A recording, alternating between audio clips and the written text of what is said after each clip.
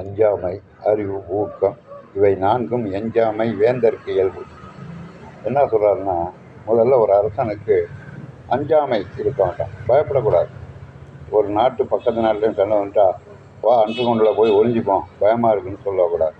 துணித்து சண்டை போடக்கூடிய பயம் இல்லாத தன்மை வேண்டும். இதுதான் அஞ்சாமை.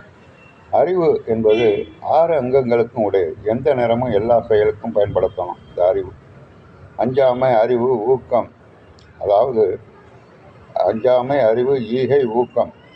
ஈகைன்னா கொடுக்குற தன்மை. அதுதான் யாருக்கு முதல்ல கொடுக்கணும்னு நினைக்கிறீங்க? மக்களுக்கா? இல்லை, தம் நாட்டு படை வீரர்களுக்கு. இன்றைக்கி இந்தியாவில் 80% வருமானத்தை அரசாங்கம் மிலிட்ரிக்கு தான் யூஸ் பண்ணணும். எல்லா நாடும் அப்படி தான்.